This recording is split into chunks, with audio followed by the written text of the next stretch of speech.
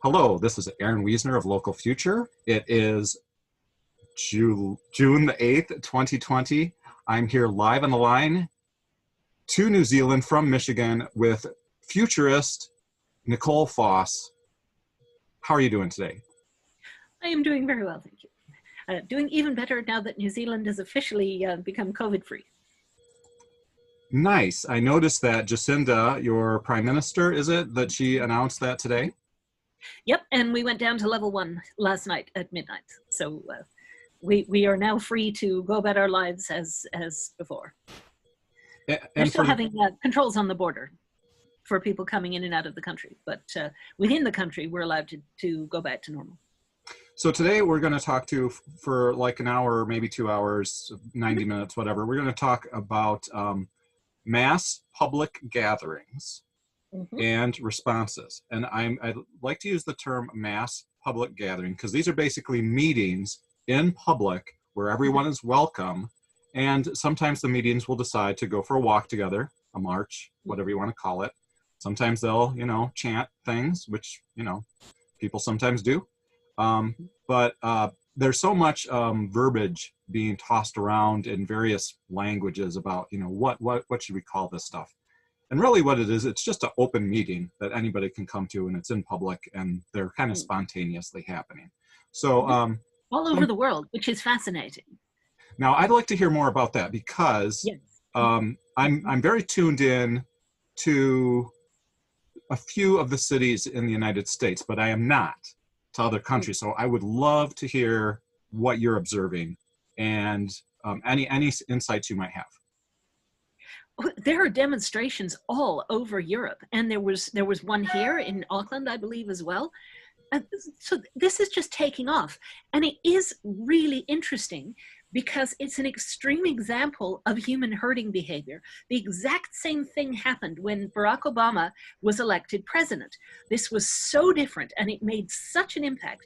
I mean, you would understand why African Americans in Washington watching the inauguration would have had tears streaming down their faces to think, we finally made it. We are citizens. We count the same as everybody else. And the joy that they were feeling at that was catching, because the exact same kinds of gatherings happened all over the world in places that didn't have any skin in the game when it comes to who's the American leader, other than indirectly, as in, well, we're all affected by who has their finger on a nuclear button potentially, but you wouldn't really imagine those kind of spontaneous demonstrations happening in places that are on the other side of the ocean unless there was a mechanism for people to catch the emotions of others. And there is. It's called mirror neurons.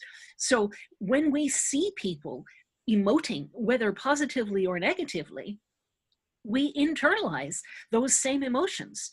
So we feel them as if they were our own, even although they're not.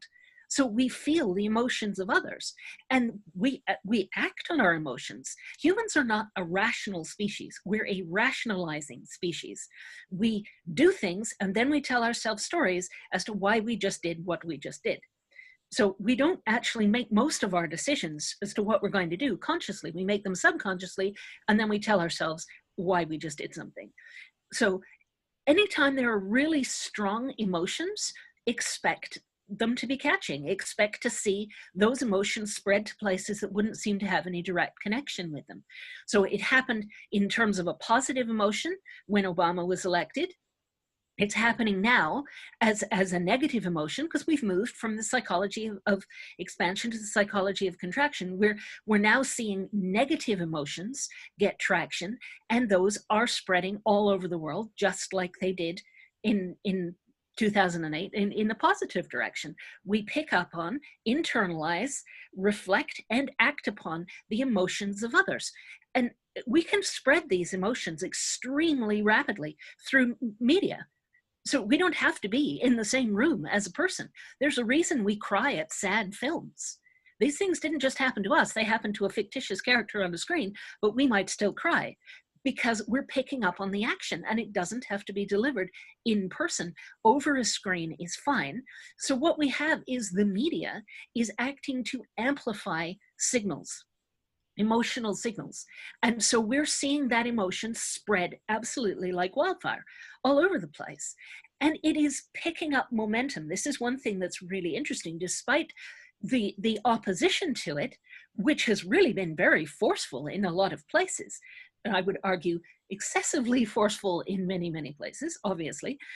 But despite that, and despite the risk of potentially catching a disease, the emotion that people feel that they have had enough of this kind of repression and this kind of treatment, this is overpowering all the fear that they have of other things that they would normally be terrified of. So people are finding their courage and they're coming out en masse, and it is absolutely spreading all over the place. And it's spreading despite attempts to prevent it. And we've already seen the military basically stand up to the president and say, we serve the Constitution, not you personally. They've made it quite clear that they are not prepared to put the military on the streets in confrontation with the American people.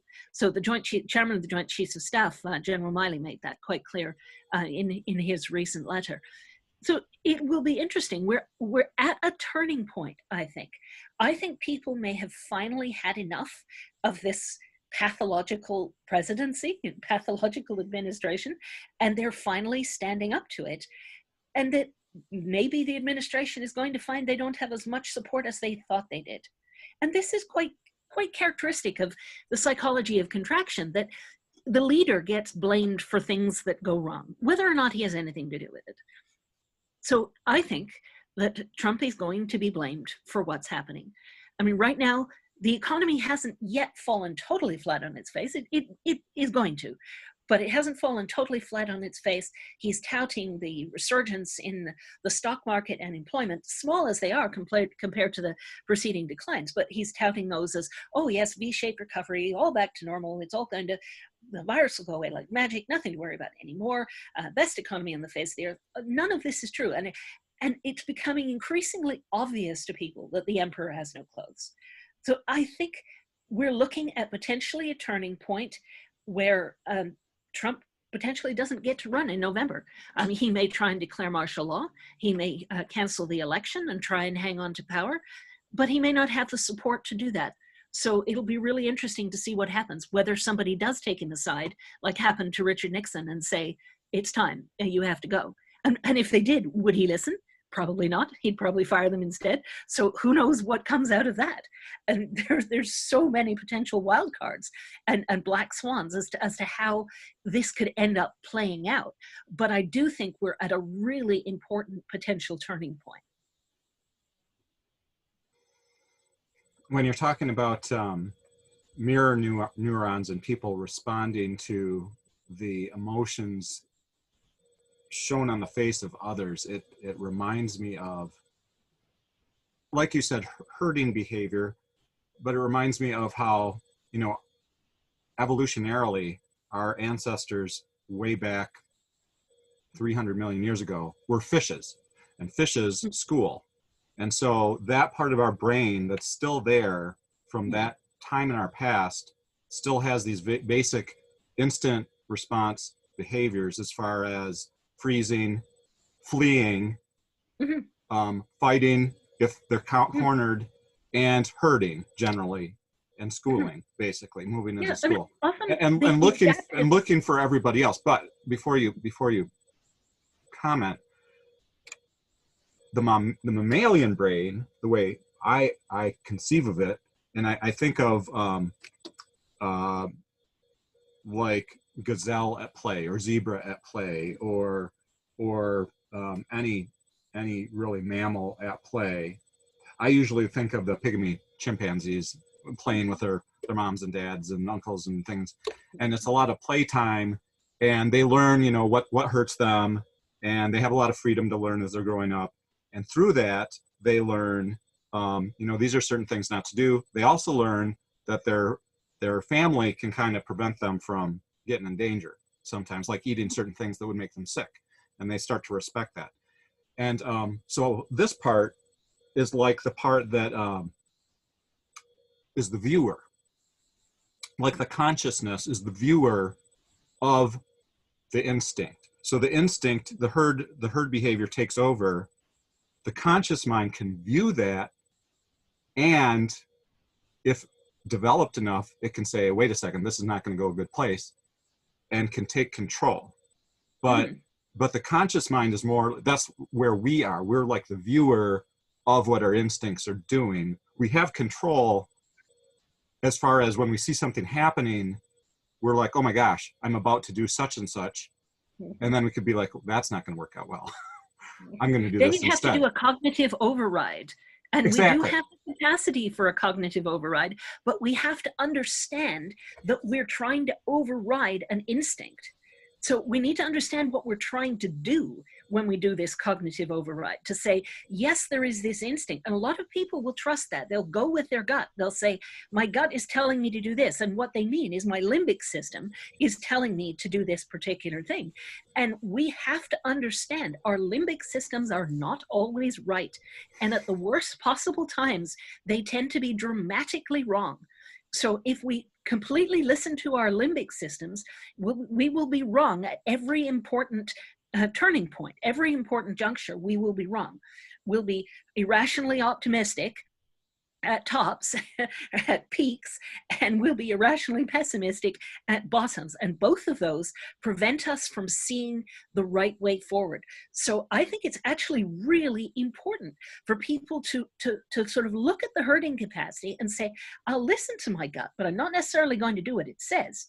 I'm going to take that as a data point, as a piece of information, but then I'm going to look consciously at the circumstances and decide whether my gut response is an appropriate one. And then I will act accordingly. Now, you can do that if you're not in immediate danger. Of course, the reason for herding behavior tends to be immediate danger. So there wasn't really much of a need for that sort of thing among mammals prior to humans. You know, a beaver, all it has to do is slap its tail on the water and every other beaver will dive into the water and go hide in a lodge. I mean, animals develop their own signals. And for them, all you really need to know is run first and ask questions later, because then you're still alive to ask the questions. Humans have this additional capacity. We have the capacity for cognitive override, but we tend not to use it because we don't realize we have it.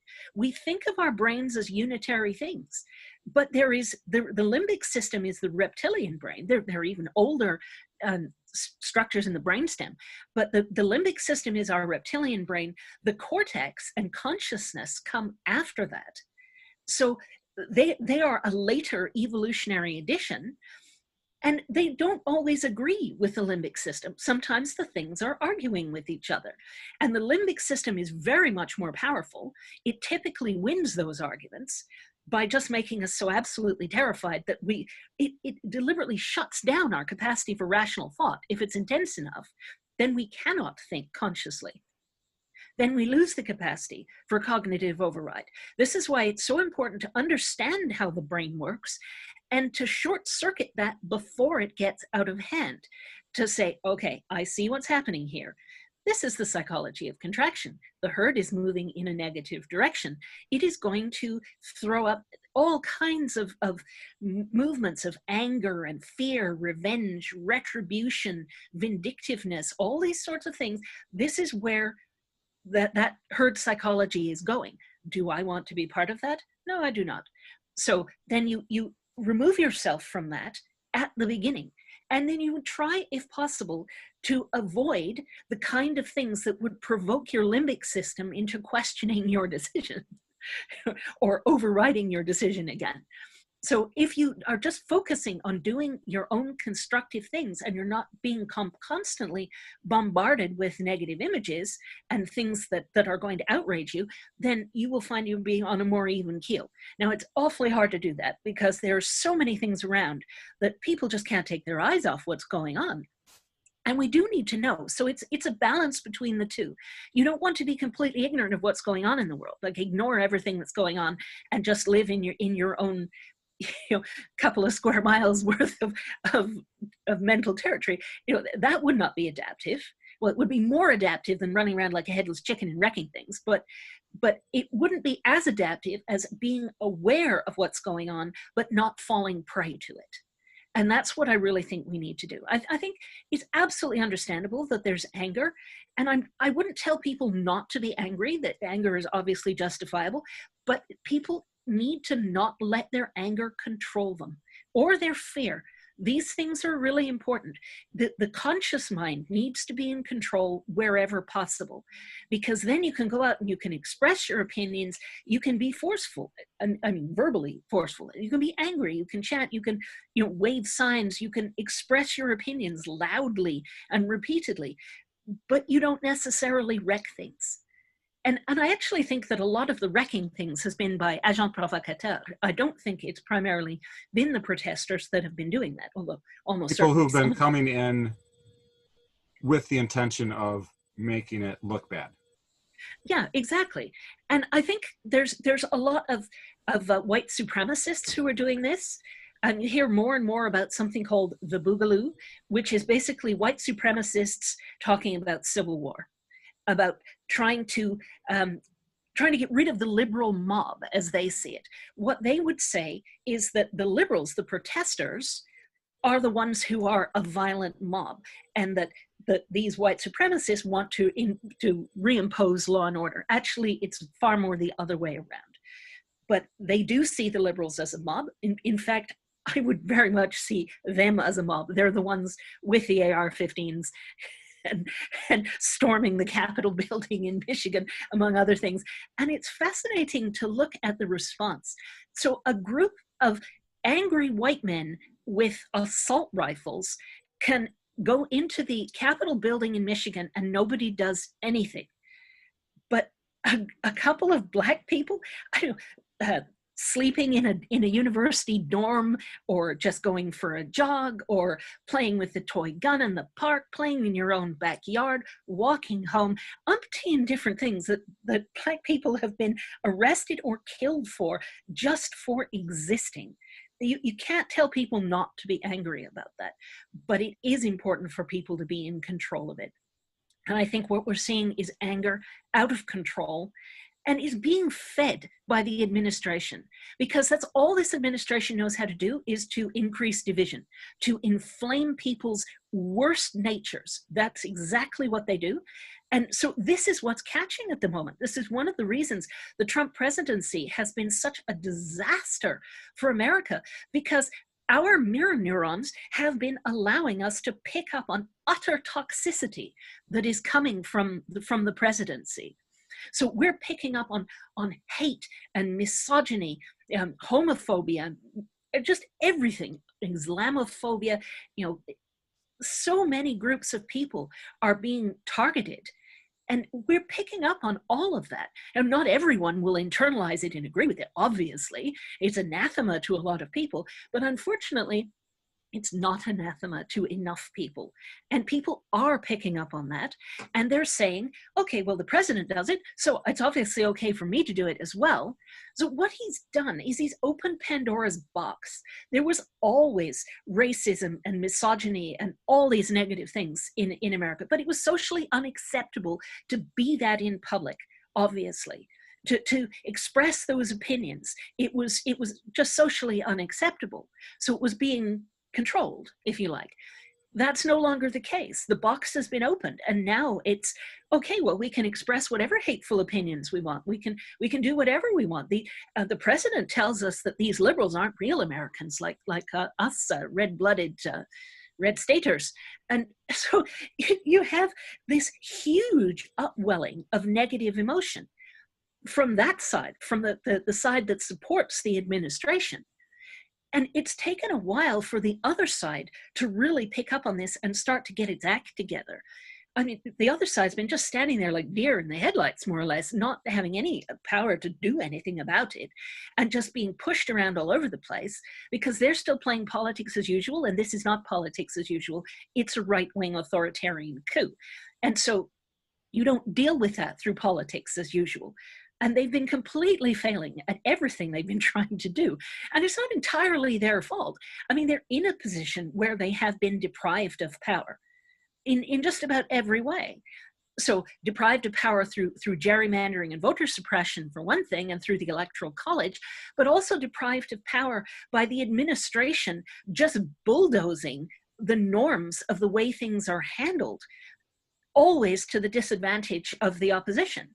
And you're not supposed to do that. It's not gentlemanly to do things like that. But the current administration does not care about such things. So the opposition has been disadvantaged and disempowered at just about every stage. They are following things by the book. They are doing this exactly the way it's supposed to be done under the Constitution, and it isn't working because it's not politics as usual. So really what it's taken for the opposition to find its voice is for ordinary people to get engaged and to get behind this movement. Because up to now, the Democrats in Congress couldn't do very much of anything. There wasn't the public support for it because the administration has so comprehensively lied to people. People don't have the sense of what's actually going on.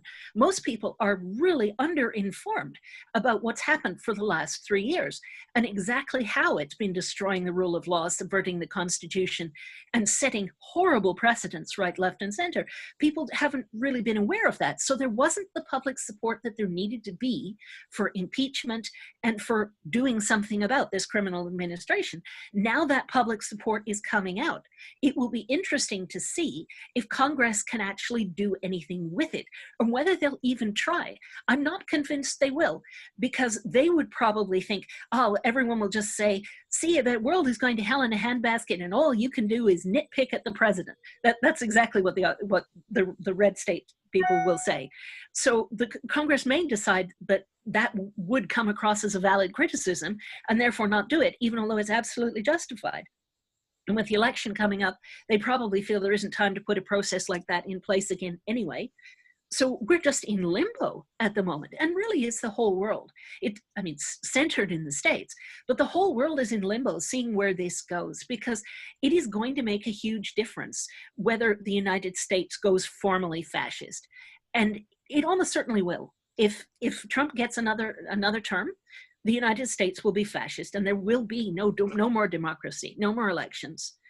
And I would just think, God help the states, because when this has happened in other places, Spain, for instance, that was the era of the Inquisition after Spain fell from grace, from being the hegemonic power.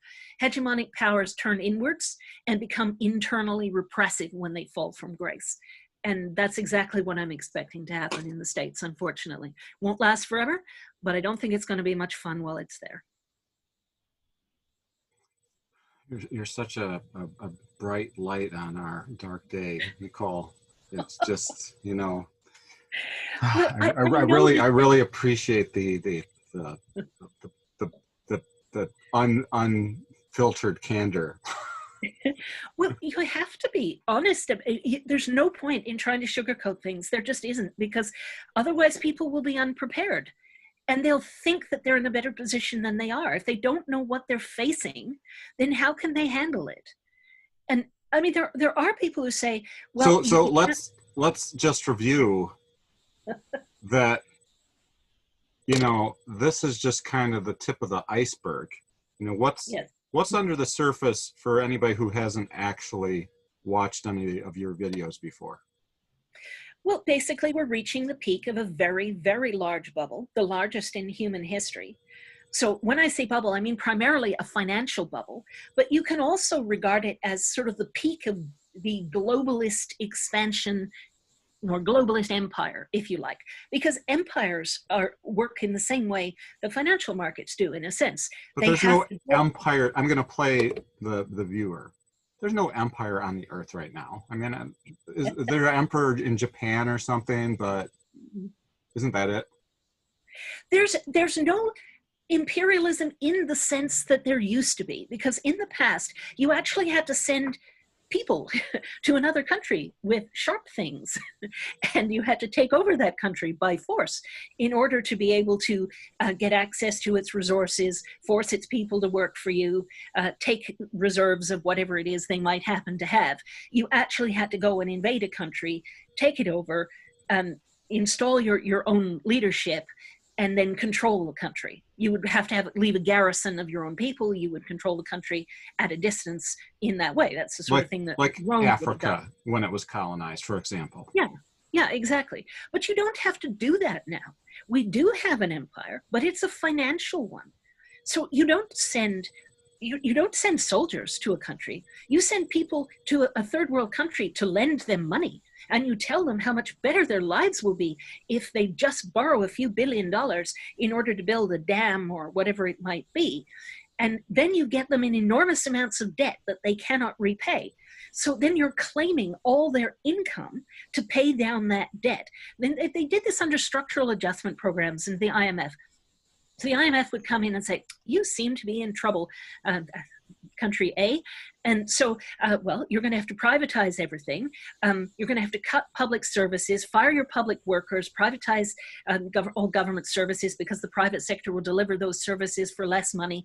And don't bother growing this food stuff. Grow cut flowers for the export market because you need money to pay back your debt to us. And this food stuff that you're growing is not generating income for you to pay down your debt. So you have to concentrate on your export market. So that might be cut flowers, or if it's a country that has some degree of industrialization, it might be some kind of finished product or something. These structural adjustment programs were about taking over a country, lock, stock, and barrel, and telling it how to run its business in just about every way. And they did install puppet leaders in various places. And those puppet leaders were very well paid to stand aside or grant contracts to multinational corporations all over the place. Those multinational corporations would then come in, dig up whatever it might be, use the local people for labor. They would pay them, but usually not very much. So it was really sweatshop sort of labor, really hard work, low pay. Some people would say, well, it's better than nothing because maybe there was no work before, but it's hard to say that that's better than nothing if what they had before was maybe subsistence farming, which isn't a lot, but it is something. And then you take them and you turn them into wage slaves and you make them work 14 hours a day in dangerous conditions, and they don't see their families and they don't really have time to be engaging in social sort of things like they might once have done. So let's steer that back to the current predicament. Yeah, you destroy a society when you do that. So what we've got is a situation where you've had this financial imperialism. Since the 1980s, you've had countries being taken over financially by corporations, by central banks. So this financial elite, and it's quite a broad, well, not compared to the population of the earth, but there are a lot of people who are in that sort of sovereign individual financial elite sort of space. And they basically so people have so much money they can do basically anything they want. And yeah, they aren't really beholden to any country or anything. Yeah, they're not. They completely transcend nationality. They may or may not have any loyalty whatsoever to the country they were born, or any other country for that matter. They might have loyalty only to themselves and their own families. So you have this whole group of people who've now transcended the kind of governance structures that the world operates under. So you have this sort of group of sort of rogue elitists, if you like, who are not beholden to any rules really at all. And they are financializing the world. And when you financialize the world, you put everyone in a position of being dependent on money. So you don't want these subsistence farmers because they don't generate income. They just grow food and they eat it. And there's no way you can really go in there and take anything away from them. So what you do is you say, you really need these new fantastic GM seeds. They're so much better than the ones you're growing now. And they buy these seeds, and then they realize that they need fertilizers and pesticides and fancy farm equipment. And it puts them out of business because they can't possibly afford the extra cost that goes along with these new kind of seeds. This is what happened in the Green Revolution, particularly in India. It put farmers out of business right, left, and center. What it did is then the land that those farmers had ended up in the hands of bigger farmers who could afford fertilizers and pesticides and tractors and all these other things. You forced everything to scale up to a level where now it was in the financial realm. So now all the exchanges are to do with money again. So you've got people buying Terminator seeds, buying fertilizers, pesticides, all kinds of equipment for running farms. They have to get into debt to do that. So they're borrowing money. They're paying into the credit Ponzi scheme all the time. Then they're having to sell their products. And they're having to hedge, perhaps, depending on where they are. You wouldn't do this in the third world, I would think, but farmers are being forced into financial engineering to hedge the risks associated with farming. So financialization has just taken over the real economy to an enormous extent. And that's really the pathology of our time, that we have an empire that's glued together really tightly with these financial ties. And it will be only when those financial ties truly break down that global empire falls apart. And that's exactly what I'm expecting to happen. I'm expecting deglobalization on a large scale, and I'm expecting it to happen reasonably quickly. Over the next decade or two, I would expect possibly full deglobalization, back to where we were in the 70s, perhaps, with borders and controls. Capital controls are definitely coming. So there are going to be all kinds of barriers to movement of people, of capital, of goods. And that's going to be back to the way that it was before. But then we end up with smaller units politically, and those units are going to have to be far more self-sufficient than they have been. Because once you're not part of the empire, you're not being exploited perhaps in the same way, but at the same time, you're not getting anything from globalization either. If imports and exports dry up and you can't export anything and make any money, you can't import anything because you don't have any money, and you just have to make do with whatever you have in your own country, that's going to take a while. That transition will take a while, but I think most countries will have to go through that. Then you'll have your smaller political groupings, and then it'll probably get smaller and smaller over a while as the trust horizon contracts, because the trust horizon determines effective organizational scale. So we've been scaling up for all this time during our era of expansion. What we're looking at now is scaling down. And it's going to be disjointed. It's not going to be a smooth process like scaling up was. It's going to be disjointed and painful, and it's going to be bumpy and rocky on the way down. So sort of like a lightning bolt, if you like. So no market ever goes down all the way in one direction, just in a straight line. But the downtrend will persist for quite a few years, I would argue. So we will come out the other end of it. And I think we will have a lot of things, of aspects that we don't have now. We'll have a lot more community. We'll have a lot more experience working with each other. We'll have had to cooperate because it will not be possible for people to cope on their own. Right now, the state supports allow people to be independent of extended family. Those are going away. Extended family will then be coming back. So we will have learned to cooperate with people. We'll be living in much tighter knit units again.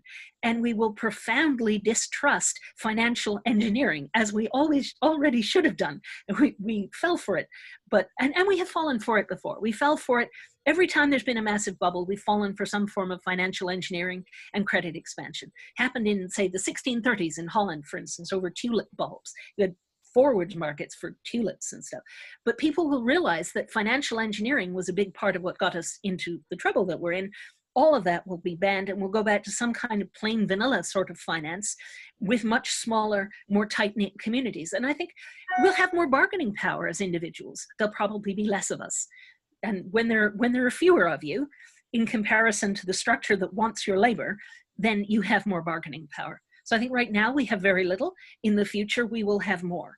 Those of us that get through the bottleneck, that is.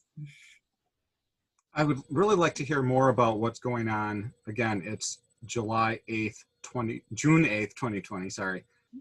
I'd really like to hear what's going on in other countries other than the US, especially regarding the rise of dictatorial powers, the mass gatherings, and just like name some countries if you're aware of any, because I haven't really been tuned into that. A lot of countries in Europe, I mean, there are huge protests in London, for instance. And although they are Black Lives Matters protests, I think they're much more than that in London. Because I think as much as people are concerned about police brutality and Black lives in America. They're far more concerned about Brexit and police brutality in their own country and the European Union and the uncertainty that's going on with that. And so I think people are just confused and angry and afraid, and they're coming out and expressing that. So massive protests in London, huge protests in places like Amsterdam and Belgium, and there are lots of things going on. And we had protests here, peaceful protests, but we did have them. In Europe, they're a bit less peaceful, but they're more peaceful than the States. But England, I think, is a bit more like the way the States is. You do have a history of police brutality in the UK as well. I remember, for instance, attending poll tax protests in, I think it was 1989, or thereabouts, in Trafalgar Square. And we listened to the speeches and things, and after the protest was over, we walked out of Trafalgar Square down one road, and we had no idea what was happening, but the police had come down the other road on horseback and were just beating the crap out of people for no reason at all. They just charged people en masse on horseback and started beating people. And we had no idea at the time, because we'd gone off in another direction. And we were sitting at a cafe just having a cup of coffee, and we heard funny noises outside. And people were just walking down the streets, breaking every glass window. And we got home as fast as we could and then watched it on television. It was like, oh my God. We had no idea that this had happened, but it was completely uncalled for. It was entirely started. The violence was entirely started by the police. It was completely disproportionate because there was no violence at that protest whatsoever. And this isn't the first time that's happened in the UK, and it's happening even more in the US. So there seems to be a sense among the elites that there should be no right of assembly, that there should be no right of peaceful protest. Dissent is being criminalized all over the world. And this is a huge problem. You're going to force people into a situation where they dare not open their mouths because they don't know who they're talking to and whether they're going to be reported. So it all starts to sound an awful lot like 1984. And that is, I think, where we're likely going to spend some time, hopefully not very long. I don't know how long, but I certainly think we're going to have a period of that kind of repression. The surveillance technologies that we have access to are something that Orwell could only have dreamed about when he wrote that book. So I do think that that is going to come out, and we're not going to like it at all. But it won't last forever, because if you don't have energy, you don't project power at a distance, and you don't maintain central control over a large territory. So empires automatically come unglued when there isn't the energy to sustain them. And I do think that's absolutely where we're going. There won't be the energy, and we'll have broken down the operating system, which is the financial system. We've broken that down at the same time. I don't see any way that a global empire maintains itself, or even a sub-global empire, something like just the US itself, or the West, if you like. I don't see how you maintain an empire under those kinds of conditions. So I think the world will go back to being a big place again, and it will go back to looking very different in different places, because you've got different resource bases, different cultures, different circumstances, different degrees of being over or under carrying capacity. There are so many factors that will be radically different from place to place that I think we're going to see hugely different places again. There isn't going to be the homogenization that there's been for a long time. So that imperialism has really driven that degree of homogenization. It's like everyone wears Mickey Mouse t-shirts and stuff like that. This sort of homogenization of culture at that very superficial level. It doesn't mean that people's real culture is different, but there's a superficial culture sort of layered on top that's come with the imperialism.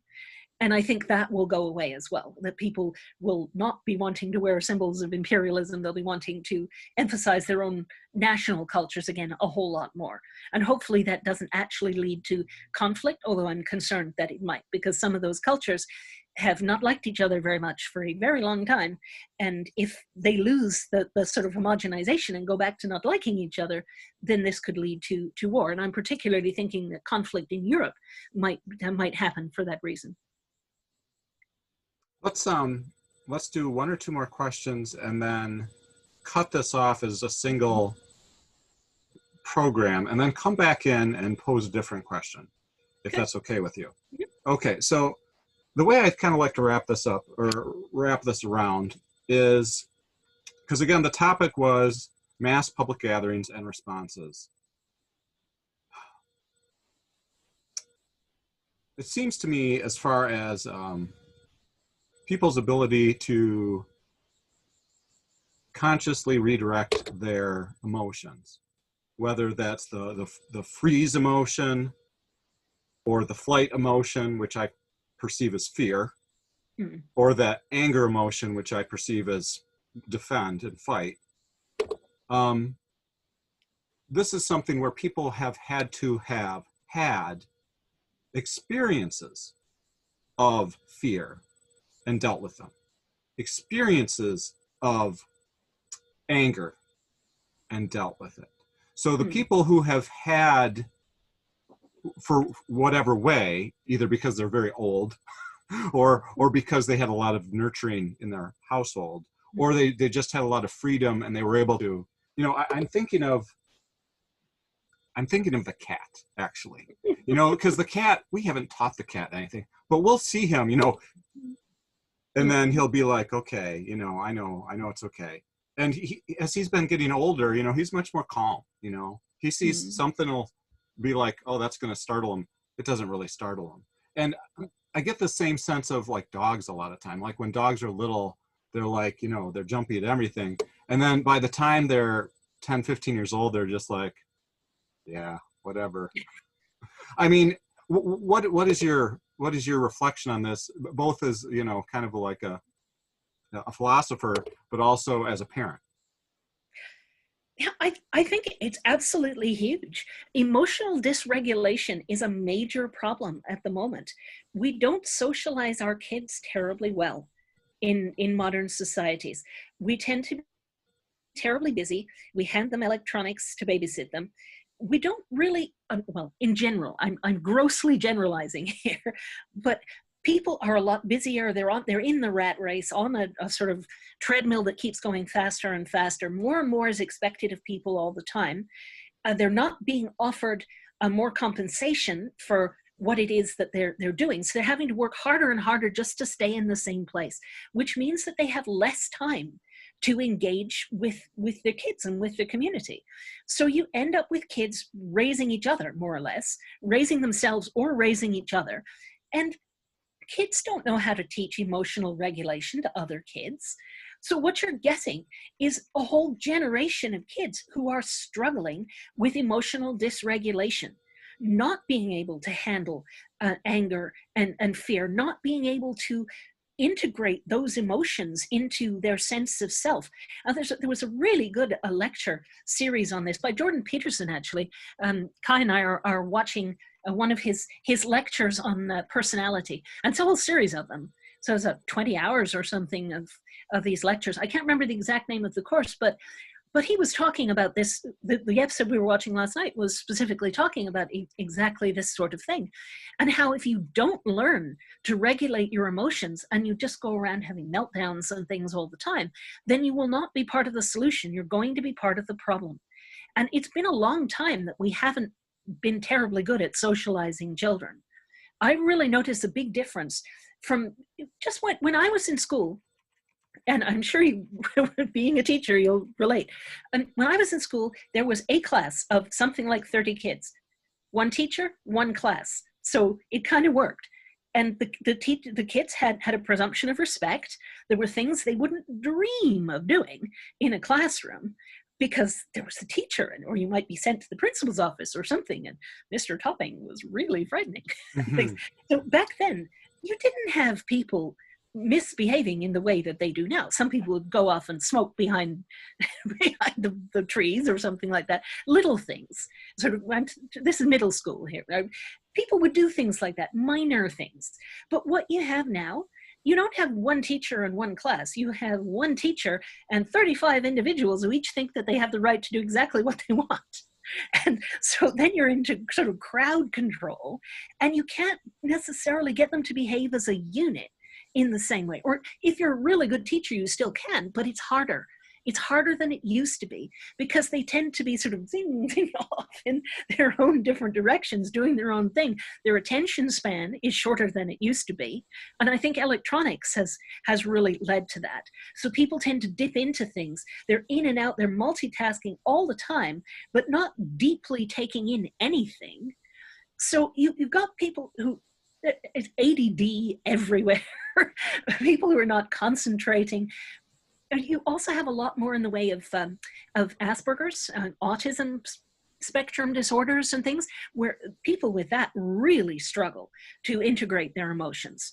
It's not that they're not emotional. They're as emotional as anybody else, but they don't understand emotions, their own or anybody else's, and so they don't know how to handle them. And they tend to have really a lot of meltdowns and just not really being able to function under some circumstances. I mean, some people with Asperger's are perfectly high functioning, but they still struggle at the margins with emotional issues. And other people who are more severe just can't handle it at all. And I think we don't really know where those increases in conditions are coming from. To some extent, it's nurture. To some extent, it might be swimming in a sea of chemicals and all these sorts of things that we do. I mean, we're injecting God only knows what into kids absolutely all the time. And there's all kinds of things in food. There's lead paint chips. There's all sorts of things that have led to kids struggling with things that kids didn't struggle with before. And it's really complicated. I don't think there's any one thing, but I think it's partly the way society has evolved so that the parents have a lot less time. Partly that there's all these electronic servants. We push buttons and they do this and that and the other thing. And people have discovered you can push a button and a babysitter will appear and then you can do your own thing. And so people have tended to do that. And all the problems with all the chemicals and everything that we're living in, there's so many reasons that people are having trouble with development. I think it takes a community to raise a child, and we don't really have that anymore. We don't live in villages with various adults giving kids feedback. So kids are mostly only getting feedback from their own parents. And kids don't accept feedback from other adults anymore. They'll turn around and be extremely rude. If you tell off a kid that isn't yours, a kid you don't know, who might be wrecking something, and you tell them not to do it, they'll probably turn around and swear at you. In the past, they would not have done that. When I was young, no kid would have dared. They'd have been quaking in their boots if an adult was calling them on behavior like that. But not now. Now they just don't listen and they don't care.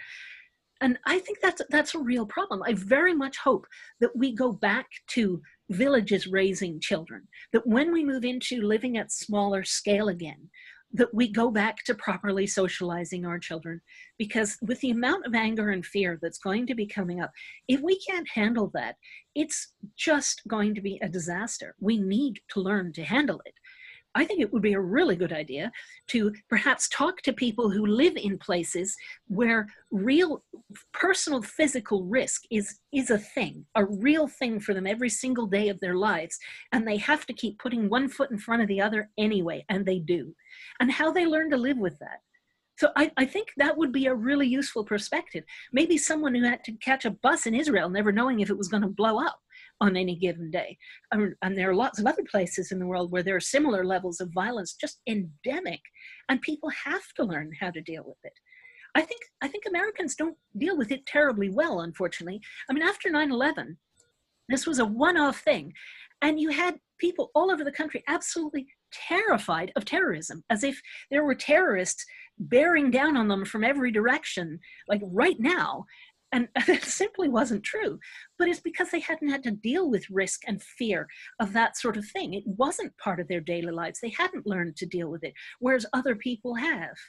There was an interesting article on Facebook that went around a while ago on how the Inuit do this. I can't remember the details, but I'll see if I can find the article. But it was about how they socialize their children. They're living in a very dangerous environment. They're going off hunting. Most of them can't swim, because why on earth would you want to swim in the Arctic Ocean? So if you're out in a canoe hunting seals and you fall overboard, well, you're not going to last for very long. You have to face these risks all the time.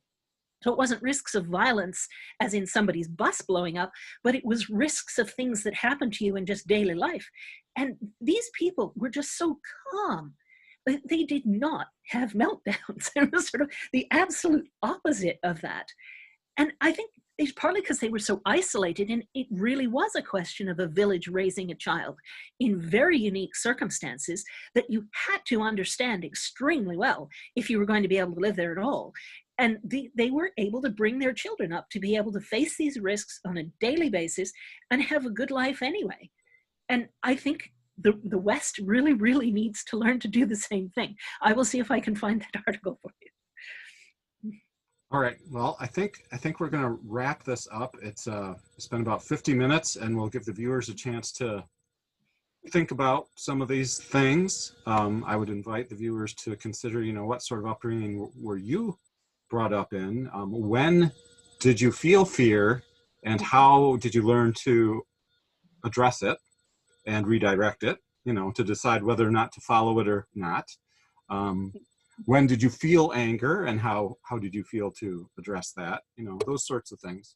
And we'll be back. So we're going to finish this video, trim it up and upload it, and then we're going to be back in a few minutes, and you'll be able to see the continuation of this talk. What would you like to talk about next, Nicole? Whatever you like. I mean, there's so many things going on. The sky's the limit. All right. So thank you all for viewing. If you could, if someone sends questions, we can use questions as a launching off point. Okay, that too. So if you want to press like, where's like? Is it over here or over here? I don't know. It's right here, right? Like and subscribe and comments, and thank yous for Nicole for joining us, and we will see you very soon. Bye-bye. Bye.